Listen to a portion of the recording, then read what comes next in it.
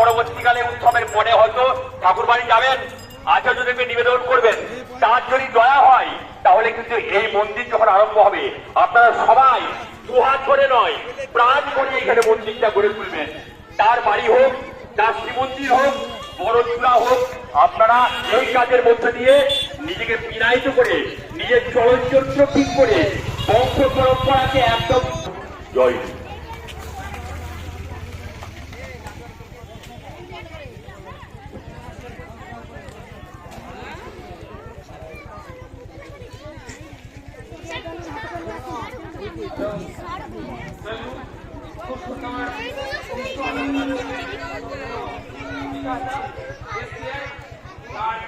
জীবন কামনা করি।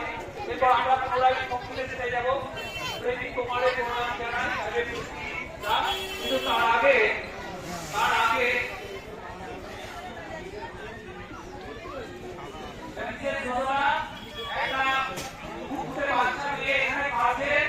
তার মাকে খুঁজে পাচ্ছে না।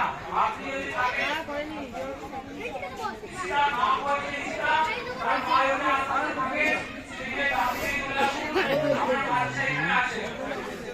এখন সত্যিও বড়াই ঘোষালা আমাদের মঞ্চে আসেন, সেই সম্পর্কে দু এক কথা আমাদের হুমসন্দা আপনাদের কাছে জানাবেন, তারপর আমরা পুরোই সঙ্গীতে জেনে যাব।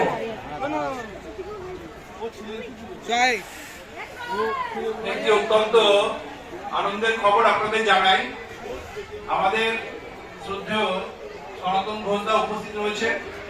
তার অশেষ শ্রদ্ধাভাজন বৃদ্ধিতে আমাদের সকলের শ্রদ্ধাভাজন যারা প্রশাসনিক দায়িত্ব নিয়ে করেছিলেন, আজকে তার সমস্ত প্রেরণায় এখন আমাদের যেহেতু আচার্যদের আশীর্বাদ পাইনি, তাই এই অর্ঘ উনি আজকে দেবেন, এই 50,000 টাকা উনি আজকে অর্ঘ দেবেন। উনি আমাদের সকলের সামনে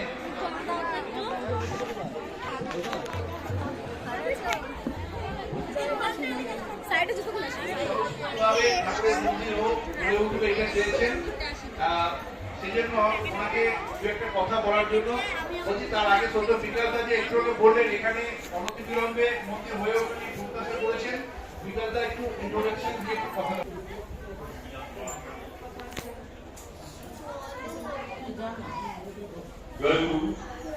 আমাদের সামনে অনেক কবি বাবু শ্রদ্ধেয় বড়াই ঘোষদা তিনি উপস্থিত আছেন। আমাদের সবার পরিচিত সনাতনদা পিতৃদেব তিনি আজকে দয়া করে তিনি আশীর্বাদ করুন না, এই প্রার্থনা করি।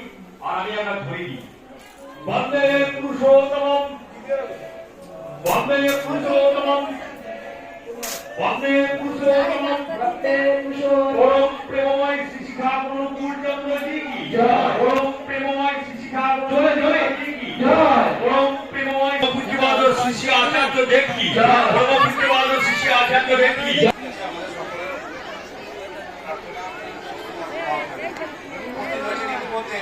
আমাদের মধ্যে আমাদের এই দুবাছিয়া পঞ্চায়েতের প্রধান শ্রদ্ধা অপর্ণা চ্যাটার্জি মা, আমরা তাকে স্বাগত জানাচ্ছি। উনি এসছেন, উনি ওনাকে সংক্ষেপে দুটি কথা বলার।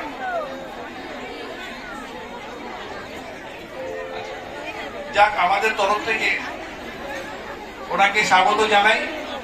শ্রদ্ধা অপর্ণা চ্যাটার্জি মা, আপনি সামনে। আচ্ছা, আমাদের তরফ থেকে ওনাকে স্বাগত জানাই। ওনাদের সহযোগিতা আমরা ভীষণভাবে পাই, এই পঞ্চায়েত আমাদের ভীষণভাবে সহযোগিতা করে এই উৎসব করে ওঠার জন্য। আমাদের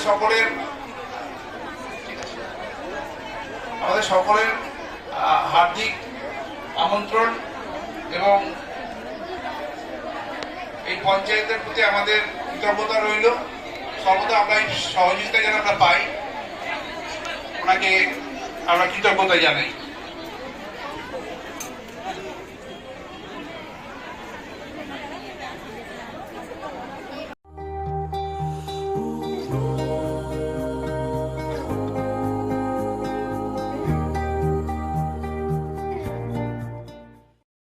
এরপর আমরা সকলে মিলে প্রসাদ গ্রহণ করতে চলে গেলাম। আশ্রমের ঠিক পাশেই মাঠে প্রসাদ গ্রহণের ব্যবস্থা করা হয়েছিল, তো আমরা সকলে মিলে যাচ্ছি প্রসাদ গ্রহণের জন্য।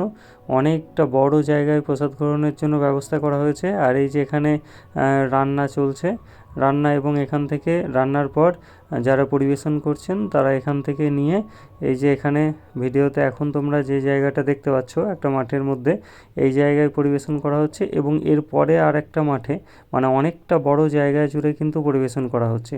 অনেক লোকের জন্য এখানে কিন্তু প্রসাদের ব্যবস্থা থাকে। তো মোটামুটি দুপুর 12:30 একটার মধ্যে থেকে প্রসাদ বিতরণ শুরু হয়ে যায়। তো আমাদের যেতে একটু লেট হয়েছিল। তো দেখো কত লোক এখানে। তোমাদের এর আগে দেখালাম যে অনুষ্ঠান যেখানটায় হচ্ছে সেখানেও কত লোক, কতজন বসে অনুষ্ঠান দেখছেন। বাড়িতে নিয়ে যাবেন, তাদেরকে দিয়ে দেবেন। নিয়ে যেতে চাইছেন তারা সেখান থেকে নিয়ে নেবেন।